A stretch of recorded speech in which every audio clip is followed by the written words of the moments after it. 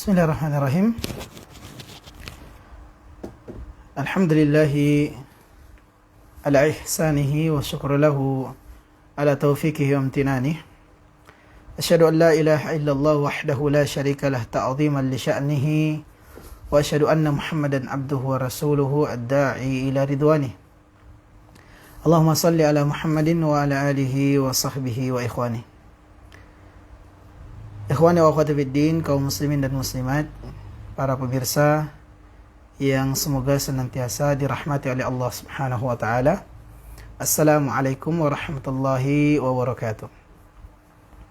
Alhamdulillah, tidak ada untaian yang paling pantas dengannya kita basahi dan gerakkan lisan serta bibir kita selain daripada memanjatkan puji dan syukur atas karunia yang tak terhingga yang Allah Subhanahu wa taala berikan untuk kita sekalian. Khususnya di kesempatan malam hari yang berbahagia ini,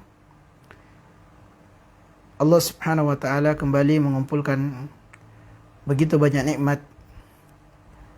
Dari nikmat-nikmat yang besar kepada kita, khususnya tentu adalah nikmat keimanan, nikmat diberikannya kita kesehatan, kesempatan, serta kemudahan untuk mengisi hari-hari dari sisa umur kita dengan ketaatan kepada Allah Subhanahu wa taala. Yang kita memohon kepada Allah, semoga Allah Subhanahu wa taala istiqomahkan kita di atas kebaikan, di atas perkara-perkara yang bisa mendatangkan kecintaan dan keridhaannya. Allahumma amin ya rabbal alamin. Ikhwani wa akhwati fiddin, kaum muslimin, para pemirsa rahimani wa rahimakumullah. Ini merupakan kajian lanjutan yang kita akan lanjutkan kembali yang sebelumnya qadarullah sempat terhenti disebabkan karena sesuatu dan lain hal, yaitu kajian pembacaan kitab Sahih At-Targhib wa Tarhib, buah karya dari Al-Imam Al-Mundhiri rahimahullahu ta'ala yang disusun ulang oleh Syekh Muhammad Nasiruddin Al-Albani rahimahullahu ta'ala. Dan lanjutan kali ini atau lanjutan pembacaan kitab ini adalah pertemuan kita yang ke-48, masih dari pembahasan kitab terkait masalah salat atau kitab salah, masih pada pembahasan kitab salat. Dan di malam hari ini, setelah memohon taufik dan kemudahan Allah Subhanahu wa taala, kita akan membacakan dari kitab salat ini dari bab yang ke-19 atau poin yang ke-19 dari kitab salah, yakni targhib fi salat al-isya wa subhi khassatan fi jamaah wa tarhib man ta'akhkhara anhuma. Anjuran untuk melaksanakan salat isya dan subuh secara khusus dalam berjamaah. Ya, tentunya bagi laki-laki, bagi kaum muslimin. Wa tarhib min ta'akhkhari anhuma, dan ancaman bagi orang yang meninggalkannya. Baik, di dalam bab ini atau poin ini, penulis rahimahullahu taala akan menukilkan hadis-hadis dari Nabi sallallahu alaihi wa alihi wasallam terkait anjuran serta keutamaan untuk melaksanakan salat Isya dan salat subuh secara berjamaah. Dan beliau akan menukilkan hadis-hadis terkait ancaman bagi orang yang meninggalkan kedua salat ini. Nah, hadis yang pertama atau hadis yang ke-415 di dalam kitab ini, hadis yang datang dari sahabat Uthman ibnu Affan radhiyallahu taala anhu. Dari sahabat Uthman radhiyallahu taala anhu, qala, dia berkata, sami'tu Rasulullah sallallahu alaihi wasallam yaqul, aku mendengar Nabi SAW pernah bersabda, man shalla al-isya fi jama'atin فكأنما قام نصف الليل ومن صلى الصبح في جماعة فكأنما صلى الليل كله. Hadis ini diriwayatkan oleh Imam Muslim di dalam sahihnya dan Imam Abu Daud di dalam sunannya. Dan lafaz ini adalah lafaz milik Imam Abu Daud, di mana Nabi SAW bersabda, barang siapa yang mengerjakan salat Isya dengan syarat berjamaah, maka seolah-olah dia telah salat separuh malam. Barang siapa yang mengerjakan salat Isya berjamaah, maka seolah-olah dia telah melaksanakan salat separuh malam. Dan barang siapa yang mengerjakan salat subuh dengan berjamaah, maka seolah-olah dia telah mengerjakan salat semalam suntuk. Hadis ini tegas memberikan penjelasan akan keutamaan mengerjakan salat Isya dan salat subuh secara berjamaah. Dan ini keutamaan tentunya. Keutamaan yang begitu besar. Karena saat kita memilih untuk melaksanakan salat sendirian, yang kemudian kita kerjakan separuh malam, ya tentu itu adalah perkara yang berat. Apalagi ya, sepertengah malam atau semalam suntuk. Itu pun adalah perkara yang berat. Namun ternyata dari hal-hal yang berat itu, Allah Subhanahu wa taala membukakan jalan untuk kita mudah meraihnya. Dan ini tentu di antara salah satu dari bentuk luasnya rahmat Allah Subhanahu wa taala atas hambanya, khususnya orang-orang yang beriman. Di mana di sana amalan-amalan yang dikerjakan oleh seorang hamba itu akan bernilai pahala yang besar di sisi Allah Subhanahu wa taala. Tentu hal tersebut yang menjadi dasar utamanya adalah hadis yang sahih yang datang dari Nabi alaihi salatu wasalam. Dan ini sering kita ingatkan ya di awal-awal pembahasan kita dalam kitab ini, pembacaan kitab ini, ya terkait masalah fadail, keutamaan atau anjuran untuk beramal. Maka hal itu bisa diraih apabila anjuran dan keutamaan itu datang dari hadis Nabi SAW yang sahih. Karena kita tidak bisa pungkiri bahwasanya banyak keutamaan-keutamaan yang tersebar, yang diyakini oleh kaum muslimin, diamalkan oleh sebagian kaum muslimin, dan diyakini memiliki keutamaan, namun hadis-hadis tersebut adalah hadis yang dhaif, hadis yang lemah. Atau mungkin hadis tersebut bahkan mungkar, hadisnya palsu. Makanya di dalam kesempatan ini, ya, dari bentuk jalan keselamatan ya, untuk kita, untuk kami secara pribadi, ya, kita pilihkan membaca kitab Sahih At-Targhib wa Tarhib ini, karena kitab ini telah ditelaah oleh Syekh Muhammad Nasiruddin Al-Albani rahimahullah. Sehingga yang dicantumkan oleh beliau di dalam hadis-hadis ini, di dalam hadis-hadis yang disebutkan oleh Al-Imam Al-Munti dalam kitab Targhib At-Tarhib ini, ya, tidaklah dicantumkan kecuali hadisnya yang sahih. Ya, bahkan yang minimalnya derajatnya adalah hasan. Ya, derajatnya baik. Ya.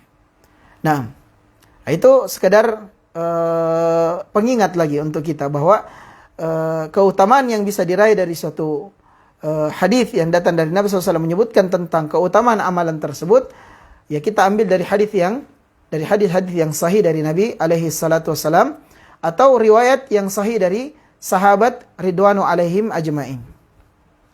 Baik, itu hadis yang pertama di dalam poin ini atau pembahasan kita ini.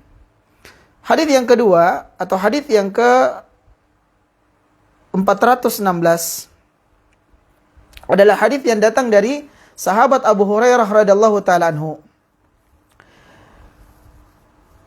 di mana beliau berkata, qala Rasulullah SAW, Rasulullah SAW pernah bersabda,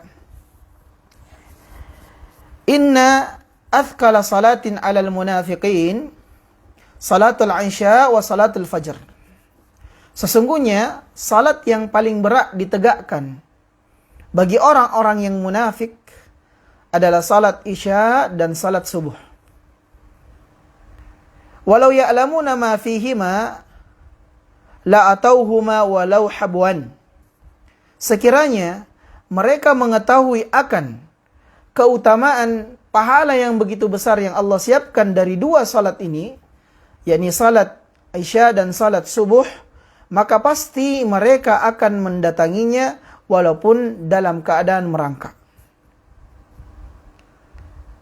Walaqad hamamtu an amaru bis-salah aw amra bis-salati fatuqam thumma amra rajulan fayusalli bin-nas thumma antaliqa ma'i birijalin ma'ahum huzamun min hatabi ila qaumin la yashhaduna as-salah fa uharriqa alaihim buyutahum bin-nar.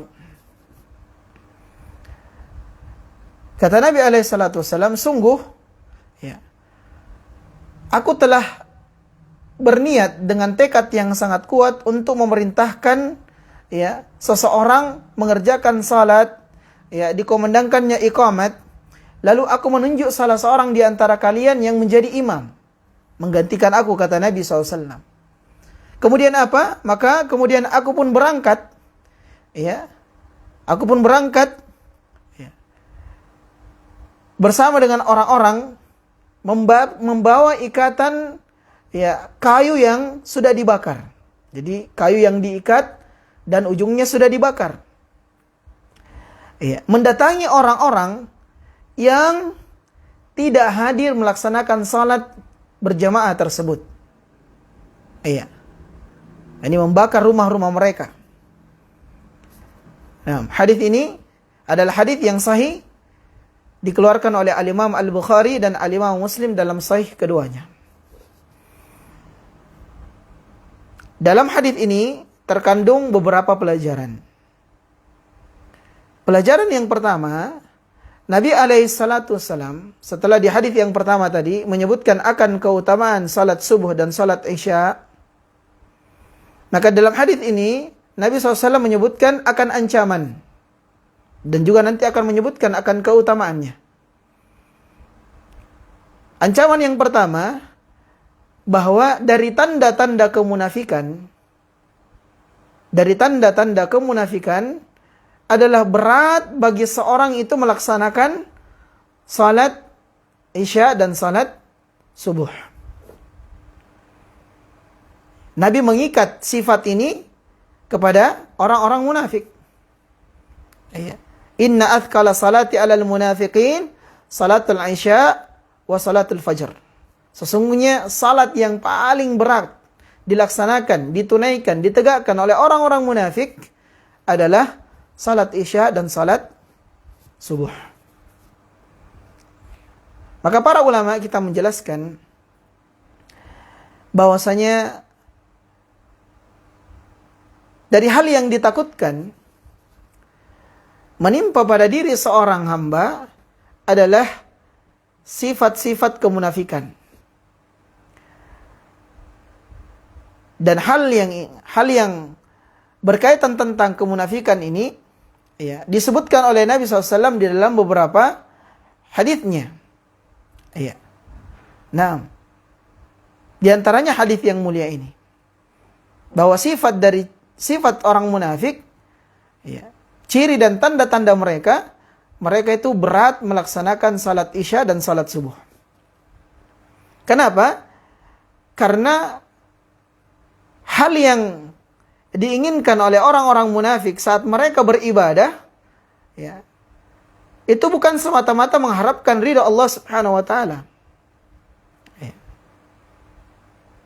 Akan tetapi yang mereka inginkan dari ibadah yang mereka kerjakan, ya, khususnya ibadah salat ini, yaitu agar ingin dilihat oleh manusia, dipandang oleh manusia. Yang Allah ceritakan dalam firman-Nya, yura'unan nas. Ya. Wa idza qamu ila salati qamu kusala. Yura'unan nas. Mereka orang munafik itu kalau mengerjakan salat, mereka menegakkan salat namun dalam keadaan malas. dan tidak ada orientasinya kecuali, tidak ada tujuannya kecuali ya untuk dilihat oleh manusia, diperhatikan oleh manusia, disaksikan oleh manusia. Sehingga kenapa terasa berat salat subuh dan salat isya? Karena di waktu itu ya manusia tidak mempersaksikan mereka, tidak begitu banyak orang yang melihat orang yang mengerjakan salat itu. Nah, makanya kita harus mewaspadai hal ini ada pada diri kita. Ya.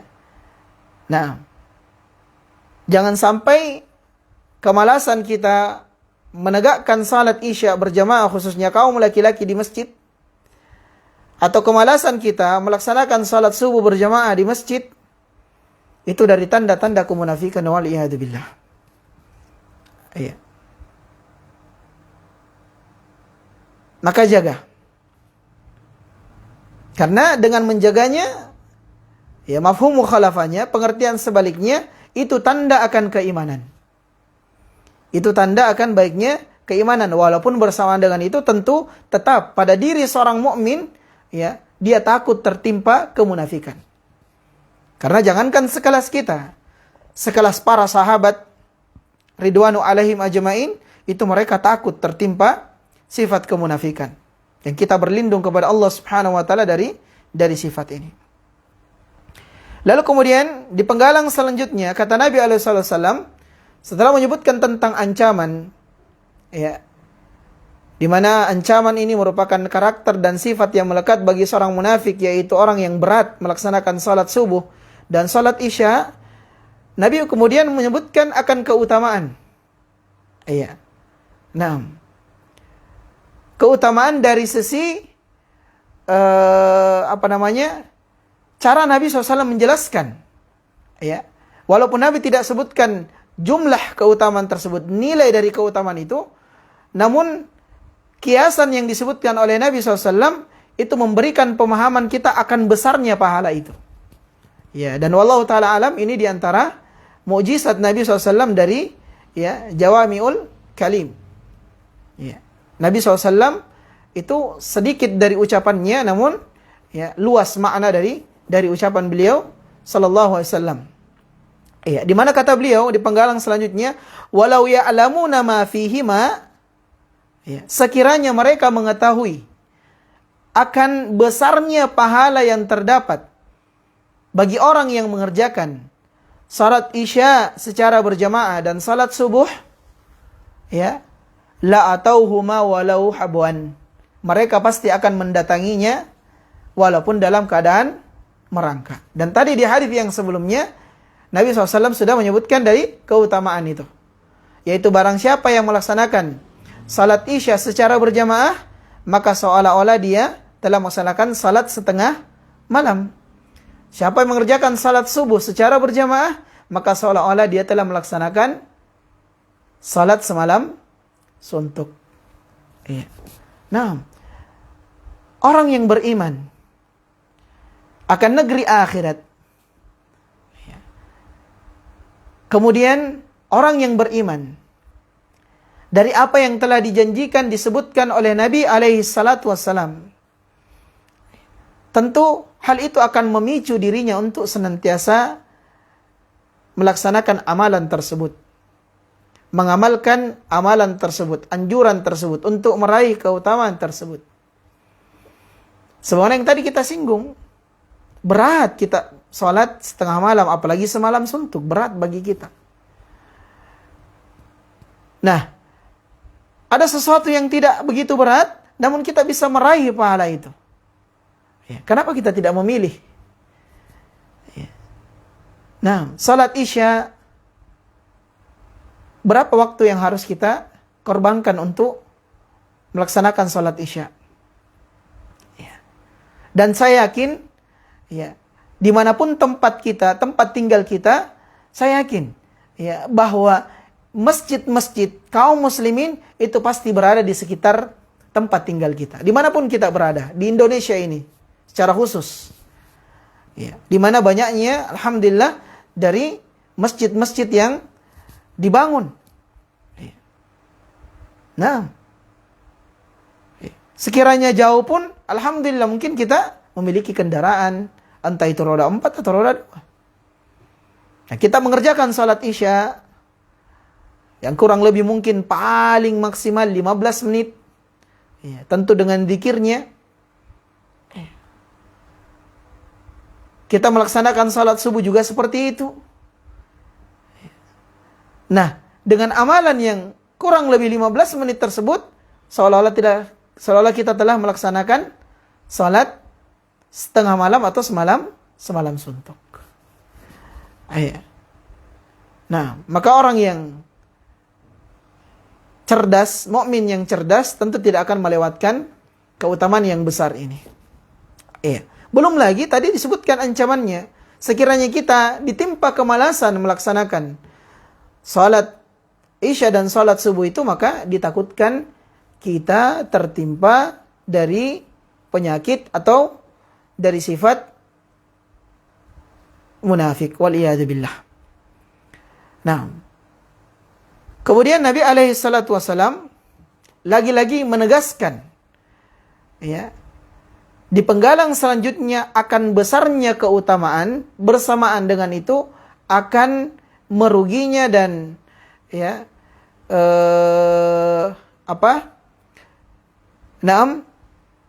ancaman bagi orang yang meninggalkan salat ini, khususnya 2 salat ini. Sampai Nabi SAW mengatakan, saya betul-betul bertekad kuat. Walaqad hamamtu an amura bis salati fatuqama thumma amura rajulan fayusalli bin nas. Saya bertekad dengan tekad yang sangat kuat untuk memerintahkan orang mengerjakan salat dan memerintahkan seseorang untuk menggantikan saya sebagai imam. Lalu saya memanggil orang-orang yang lain, membawa kayu yang telah diikat yang sudah dibakar, membakari rumah-rumah orang yang tidak mengerjakan salat subuh dan salat Isya di masjid. Dalil ini yang juga dipakai oleh para ulama yang mewajibkan bagi para laki-laki untuk salat di masjid selain yang memiliki udzur. Sekali lagi, kita sampaikan ini dalil yang dijadikan pendalilan oleh para ulama yang mengatakan bahwa salat berjamaah bagi laki-laki itu di masjid hukumnya wajib, kecuali dengan udzur yang syar'i. Kecuali dengan alasan yang benar sehingga dia meninggalkan salat subuh dan salat Isya berjamaah. Nah, dan di sini jangan kita pikirkan, wah, Nabi begitu sangar, garang, tidak. Tapi di sinilah seorang mukmin yang bagus, cara berpikirnya, akalnya ini dipakai sebagaimana mestinya, maka dia akan memandang dari hadis yang mulia ini, dari sikap yang ingin ditempuh oleh Nabi ini, menunjukkan akan kasih sayangnya Nabi alaihi salatu wassalam kepada umatnya. Kenapa? Agar kita mendapatkan keutamaan. Karena saat kita mengerjakan ibadah, siapa yang untung? Ya kita. Sebaliknya saat kita meninggalkan ibadah, siapa yang rugi? Kita. Karena andai saja seluruh manusia itu mengerjakan ibadah kepada Allah Subhanahu wa taala, bertakwa kepada Allah, taat kepada Allah, menjalankan perintahnya, menjauhi larangannya, maka Allah tetap mulia. Allah tetap kuasa. Allah tetap rajanya para raja. Sebaliknya, sekiranya seluruh makhluk, kita termasuk di dalamnya, meninggalkan ketaatan kepada Allah, meninggalkan salat, khususnya dari pembahasan kita salat subuh dan salat Isya, maka itu tidak mengurangi kekuasaan Allah. Nah, bahkan yang rugi kita. Karena kitalah yang butuh dengan amal saleh. Dan memang tujuan kita diciptakan oleh Allah Rabbul Alamin adalah untuk beribadah kepadanya. Dan ini diantara pelajaran yang kita bisa petik dari hadis yang mulia ini. Bahwa seorang hamba itu hendaknya mengetahui hakikat penciptaan dirinya. Allah Subhanahu wa taala berfirman, "Wa ma khalaqatul jinna wal insa illa liya'budun." Tidaklah aku ciptakan jin dan tidak pula aku ciptakan manusia kecuali dengan tujuan untuk beribadah kepadaku, kata Allah. Dan salat di antara ibadah yang sangat agung, yang sudah kita bahas di pertemuan-pertemuan yang telah berlalu. Maka kami sampaikan bagi kaum muslimin yang ingin menyimak pembahasan ini dari awal, ya bisa melihat di channel YouTube RQ As-Sunnah Pinrang atau di akun Facebook Rumah As-Sunnah. Dari awal kajian ini kita streaming di dua akun tersebut. Nah, taib. Lalu kemudian selanjutnya, hadits yang ketiga yang dicantumkan oleh penulis rahimahullahu taala adalah riwayat dari sahabat Ibnu Umar radhiyallahu taala anhuma. Jadi bukan dari Nabi alaihi salatu wassalam, tapi perkataan dari sahabat Abdullah bin Umar radhiyallahu taala anhuma. Hadits ini diriwayatkan oleh Al-Bazzar, At-Tabrani dan Ibnu Khuzaimah dalam sahihnya. Di mana Abdullah bin Umar berkata, "Kunna idza faqadna ar-rajul fil fajri wal isya asa'na bihi adh-dhann."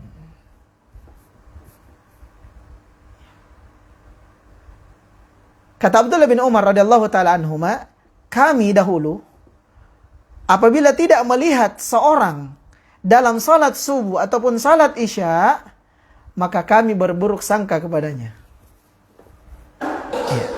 Ini adar, riwayat ini disandarkan kepada Abdullah bin Umar. Dan tadi sudah disebutkan oleh Al-Bazzar, At-Tabrani dan Ibnu Khuzaimah dalam sahih mereka. Bahwa Abdullah bin Umar berkata, dahulu kami kalau tidak mendapati seorang, maksud di sini adalah laki-laki, berjamaah di masjid di salat isya dan salat subuh, maka kami berburuk sangka kepadanya.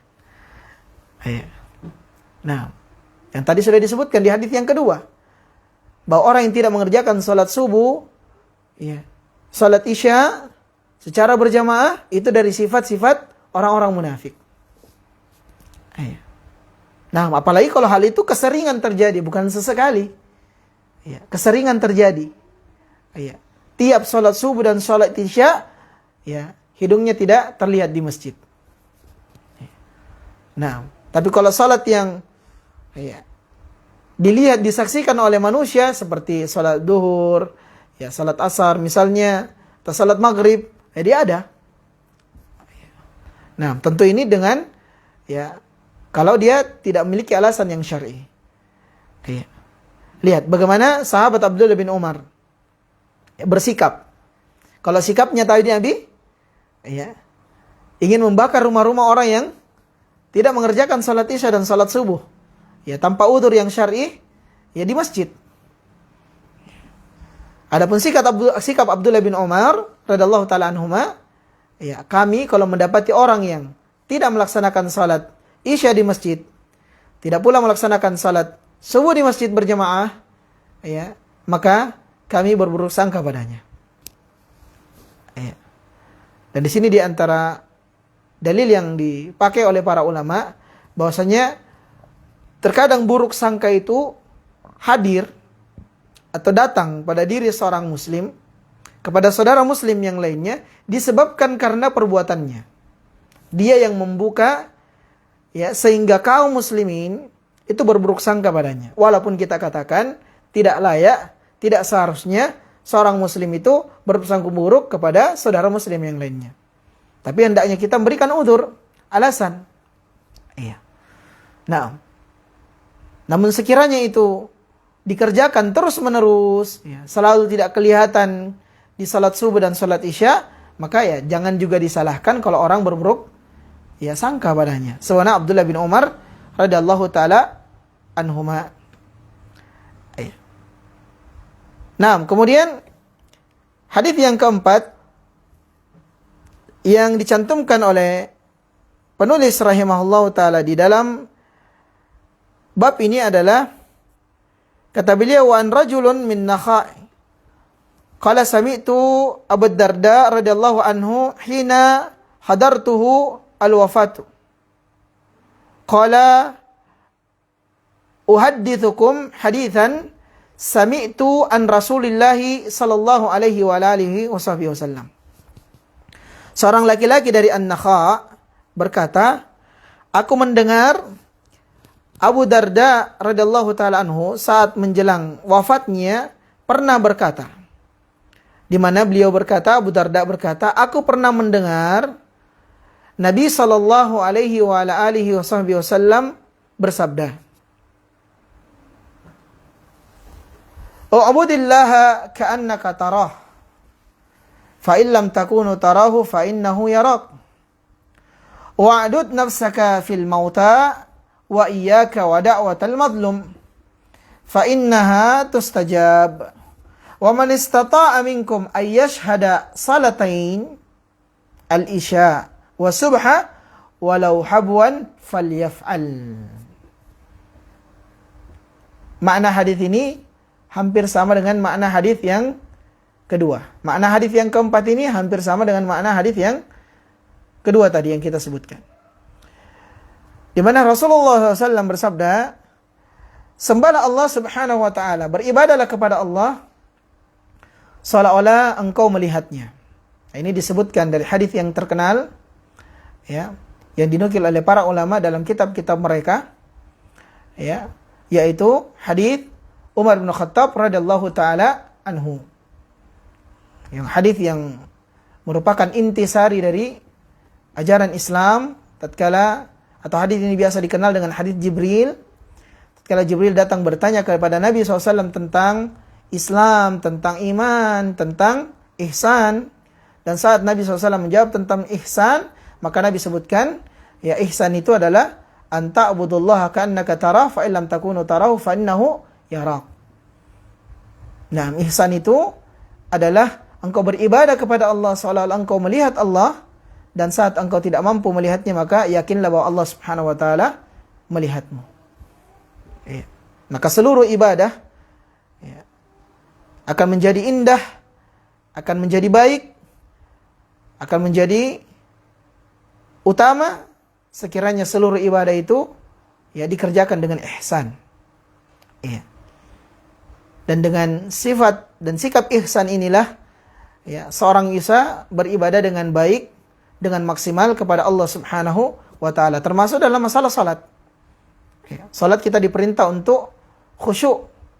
Nah, dari sebab-sebab untuk meraih kekhusyuan dalam salat adalah saat seseorang menghadirkan ihsan dalam ibadah salatnya. Itu saat dia mengerjakan salat seolah-olah dia melihat Allah Subhanahu wa taala.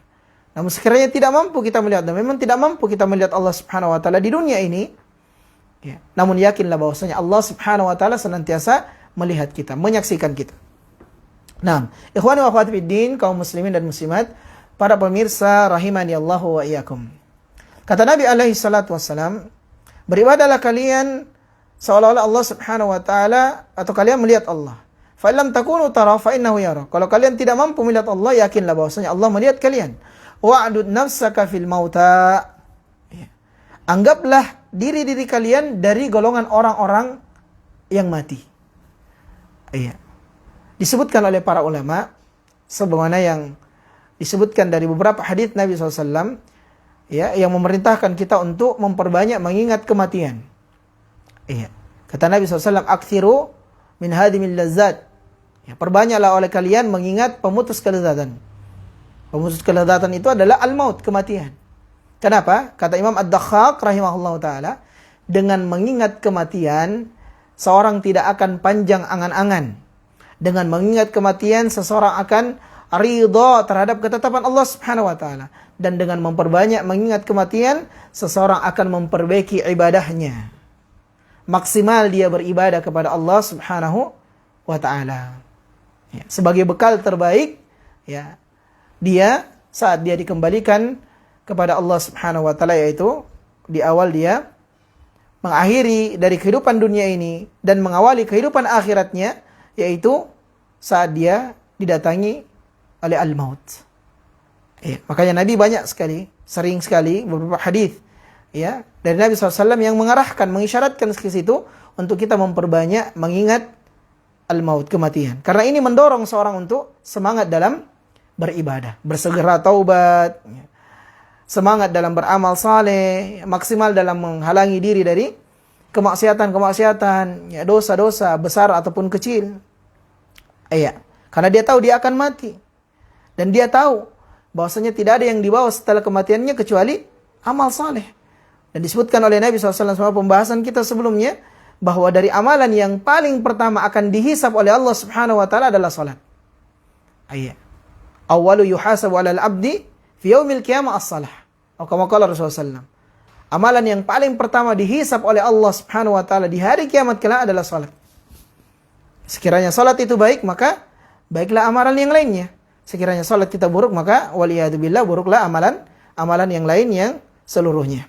Maka kata Nabi SAW, man istata'a minkum ayyashhada as-salatain.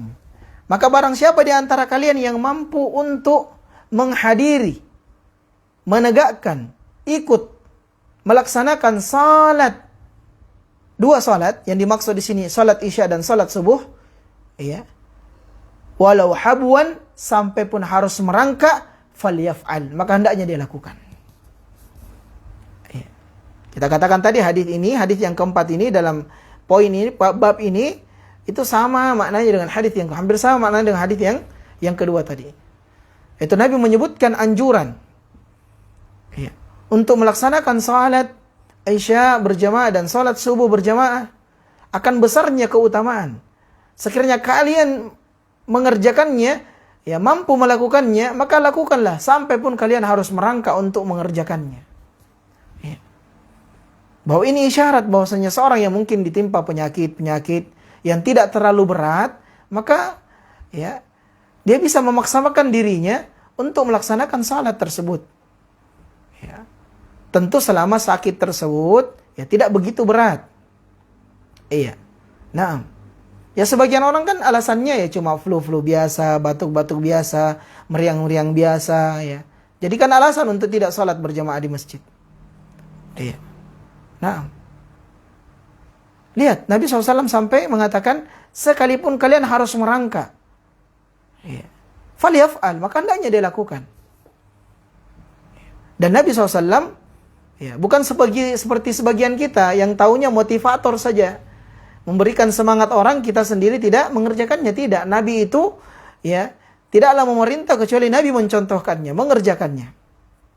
Iya. Ingatkah kita bagaimana di akhir-akhir Nabi SAW, ya, di saat beliau terkena penyakit yang begitu parah, ya, yang mengantarkan kepada kematian beliau sallallahu alaihi wasallam, beliau dipapah oleh para sahabat untuk melaksanakan salat. Iya. Nah, padahal itu termasuk udzur kan? Iya. Namun keutamaan, iya. Dan demikianlah, iya, bahwa balasan akan diraih sesuai dengan kadar kesulitan amalan tersebut. Iya. Sesuai dengan besarnya pengorbanan mengerjakan amalan tersebut. Dan memang salat Isya ini dan salat subuh ini, ya, agak berat ketimbang salat-salat yang lain. Iya. Salat Isya misalnya, ya berat. Kenapa sebagian kita, ya, itu hampir maghrib pulang ke rumah, ya, capek dari kerja misalnya, ya, sehingga habis salat maghrib maunya, ya, selesai makan tidur, kan, seperti itu. Ya. Sehingga berat salat Isya. Apalagi salat subuh. Ya. Nah, bertambah beratnya, ya, jika kita memasuki waktu-waktu yang cukup dingin. Belum lagi kita tertidur di atas kasur yang begitu empuk. Ya. Ditambah dengan, ya, angin yang keluar dari AC kita di rumah mungkin atau kipas angin, ya, sehingga membuat kita lebih berat untuk bangun. Ya. Belum lagi kalau ada pasangan yang menghangatkan atau memeluk, makin berat, bertambah berat. Nah, sehingga tidak salah juga saat orang mampu mengalahkan dari keberatan-keberatan yang ada saat mengerjakan salat Isya ataupun salat subuh tersebut, maka Allah Subhanahu wa taala pun menyediakan pahala yang begitu besar. Di antara yang tadi disebutkan oleh Nabi SAW di hadis yang pertama, yaitu salat Isya berjamaah, maka seolah-olah salat setengah malam. Siapa yang melaksanakan salat subuh berjamaah, maka seolah-olah dia telah melaksanakan salat semalam suntuk. Namun bukan berarti, kita ingatkan juga, bukan berarti dengan itu kita meninggalkan salat lail. Tidak. Karena masing-masing memiliki keutamaan. Salat subuh, salat Isya, keutamaannya tadi sudah kita sebutkan. Bukan berarti kita meninggalkan salat lail. Tidak lagi salat lail, kan sudah salat Isya tadi berjamaah. Sudah salat subuh tadi berjamaah, berarti sudah dapat salat semalam suntuk. Tidak usah salat. Bukan berarti seperti itu. Tapi itu keutamaan. Keutamaan yang harusnya dijadikan motivasi bagi seorang muslim untuk senantiasa menjaga dari kedua salat ini, khususnya bagi laki-laki melaksanakan kedua salat ini berjamaah bersama kaum muslimin di masjid-masjid kaum muslimin. Taib, ikhwani wa akhwati fiddin kaum muslimin, para pemirsa rahimani Allah wa iyyakum. Kemudian hadis yang kelima di dalam bab ini adalah hadis yang disebutkan oleh sahabat Ubay bin Ka'ab radhiyallahu taala anhu. Kata Syekh Muhammad Nasiruddin Al-Albani rahimahullah, riwayat hadis ini sanadnya hasan li ghairih. Di mana Ubay bin Ka'ab berkata, "Shalla bina Rasulullah sallallahu alaihi wasallam, Rasulullah sallallahu alaihi wasallam yauman as-subha." Pada suatu hari, Nabi alaihi salatu wasallam salat subuh bersama dengan kami. Faqala asyahidu fulanun. Lalu beliau berkata, "Apakah fulan hadir?" Qalu la. Maka para sahabat menimpali, "Tidak ya Rasulullah." Qala asyahidu fulanun. Kalau fulan apakah hadir? Qalu la. Para sahabat kembali berkata, "Tidak ya Rasulullah." Maka kata Nabi SAW, "Inna hataini as-salataini athkalu salawatin alal munafiqin. Walau ta'lamuna ma fihima la taitumuhuma walau habwan ala ar-rukab." Kata Nabi alaihi salatu wassalam, sesungguhnya dua salat ini, maksudnya salat Isya dan salat subuh, adalah salat yang paling berat dilaksanakan, dikerjakan, ditegakkan oleh orang-orang munafik. Maka dari hadis ini, subhanallah ini diantara kejelian Syekh Muhammad Nasiruddin Al-Albani dalam menyusun hadis yang beliau tempatkan kembali dari hadis-hadis yang dicantumkan oleh Al-Imam Al-Munziri dalam kitab Targhib wa Tarhib ini. Nah, maka hadis yang kelima ini menyempurnakan penjelasan dari hadis-hadis yang sebelumnya. Hadis yang kelima ini menyempurnakan penggabungan penjelasan dari hadis-hadis yang sebelumnya. Yaitu hadis yang kedua dan apa yang disebutkan oleh sahabat Abdullah bin Umar di riwayat yang ketiga dan hadis yang keempat tadi. Di mana Nabi SAW bertanya kepada sahabat Ubay bin Ka'ab. Ubay bin Ka'ab. Apakah engkau melihat fulan? Apakah fulan hadir? Inilah juga yang menjadi, wallahu ta'ala alam, menjadi hal yang dikuatkan atau dari hal yang menguatkan sifat sahabat Abdullah bin Umar radhiyallahu ta'ala dari riwayat yang tadi kita sebutkan. Bahwa kami dahulu, kalau tidak mendapati orang yang salat subuh dan salat Isya bersama kami di masjid, maka kami berprasangka buruk padanya. Lihat, Nabi juga seperti itu ternyata. Walaupun redaksinya berbeda, Nabi mengatakan, fulan kemana? Fulan hadir atau tidak? Nah, yang tidak hadir itu, Ya, Nabi kemudian menjadikan sebab datangnya sabda Nabi SAW, qalu ya inna hataini as-salataini athqalu salawatin alal munafiqin. Sesungguhnya salat ini, dua salat ini, ya, itu begitu berat ditegakkan, dikerjakan bagi orang-orang munafik, yaitu salat Isya dan salat subuh. Walau ta'lamuna ma fihima, sekiranya mereka mengetahui akan keutamaan yang terdapat di dalamnya, yakni salat Isya berjamaah dan salat subuh berjamaah di masjid, la ataitumuhuma walau habwan, maka mereka akan mendatanginya walaupun dalam keadaan merangka ala rukab, di atas lutut-lutut mereka. Iya. Nah, lagi-lagi Nabi menegaskan dalam hadis ini, ya, bagaimana keutamaan yang besar. Iya. Dan ditakutkan orang yang meninggalkan dua salat ini, ya, itu tertimpa dari sifat kemunafikan waliyadzubillah. Iya. Nah. Kemudian ikhwani wa akhwati fiddin, kaum muslimin dan muslimat rahimani wa rahimakumullah. Hadis yang ke-6. Dan ini mungkin hadis yang terakhir yang kita bacakan di pertemuan ini, sehingga pembahasan ini masih ada pertemuan yang berikutnya. Yaitu hadis yang ke-6 dari sahabat 6 Samurah ibn Jundub. An Samurah ibn Jundub radhiyallahu ta'ala an. Nabi SAW qala, bahwa Nabi SAW pernah bersabda, man shalla subha fa huwa fi dhimmatillah. Nah, hadis ini adalah hadis yang sahih li ghairihi, kata Syekh Muhammad Nasiruddin Al-Albani rahimahullah. Barang siapa yang salat subuh berjamaah, maka fa huwa fi dhimmatillah, maka dia dalam perlindungan Allah Subhanahu wa taala. Hadis ini dikeluarkan oleh Al-Imam Ibnu Majah dengan sanad yang sahih, yang menunjukkan akan keutamaan dari salat subuh. Siapa yang mengerjakan salat subuh, ya, maka dia dalam perlindungan Allah Subhanahu wa taala. Dia dalam perlindungan Allah. Ini keutamaan. Ya. Siapa di antara kita yang tidak ingin dilindungi oleh Allah? Ya.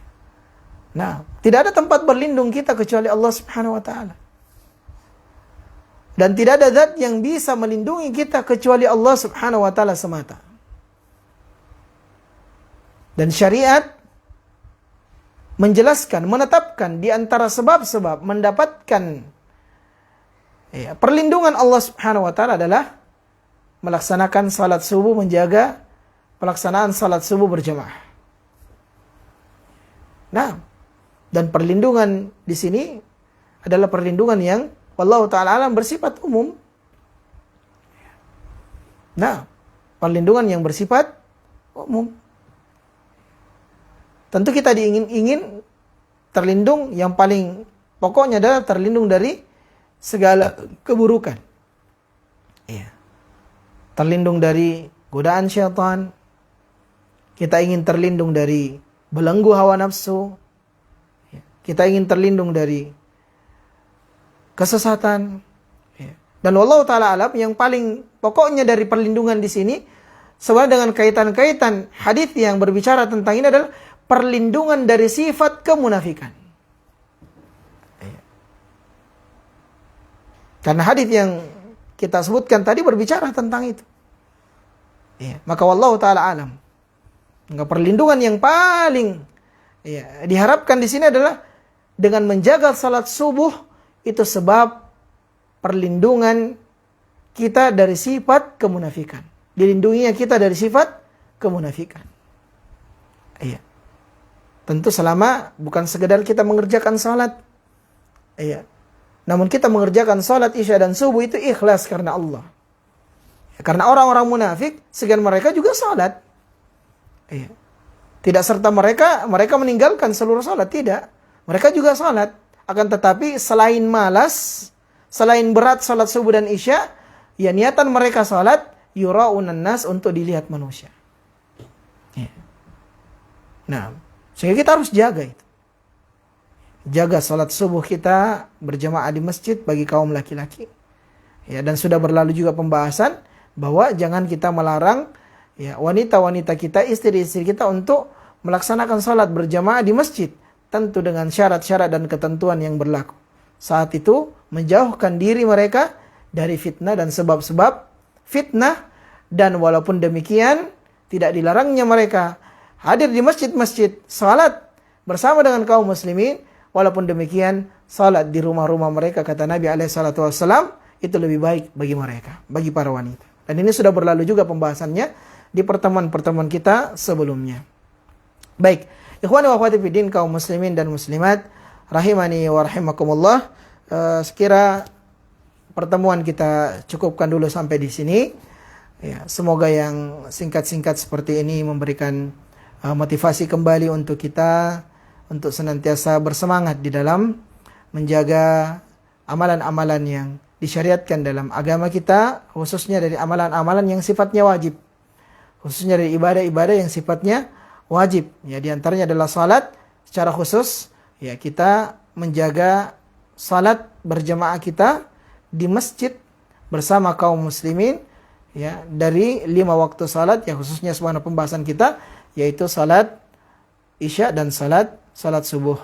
Nah, ini yang dapat kami sampaikan di pertemuan kali ini. Insyaallah taala, ya, kita akan kembali merutinkan dari pembacaan kitab Sahih At-Targhib wa Tarhib ini, buah karya dari Al-Imam Al-Munziri yang kemudian disusun ulang oleh Syekh Muhammad Nasiruddin Al-Albani rahimahullahu taala, berkaitan tentang anjuran untuk melakukan ketaatan atau amal saleh, serta ancaman dari meninggalkannya atau mengerjakan amalan-amalan yang tercela di dalam syariat kita. Maka semoga Allah Subhanahu wa taala senantiasa menjaga keikhlasan kita dalam setiap amal, dan semoga Allah Subhanahu wa taala senantiasa memberikan taufik untuk kita terus mencocoki Nabi alaihi salatu wasallam dalam ibadah yang kita kerjakan, karena dua hal ini merupakan syarat diterimanya ibadah kita, yang diharapkan kita bisa meraih dari ganjaran pahala yang begitu besar yang Allah siapkan dari amalan yang terpenuhi dari dua syarat ini, yaitu amalan itu dikerjakan ikhlas karena Allah Subhanahu wa taala dan sesuai dengan tuntunan nabinya alaihi salatu wasallam. Semoga bermanfaat untuk kami dan untuk para hadirin sekalian. Wassallallahu ala nabiyina Muhammadin wa ala alihi wasallam. Subhanakallahumma bihamdika asyhadu an la ilaha illa anta astaghfiruka wa atubu ilaik. Wa akhiru da'wana anil hamdulillahi rabbil alamin. Wassalamu alaikum warahmatullahi wabarakatuh.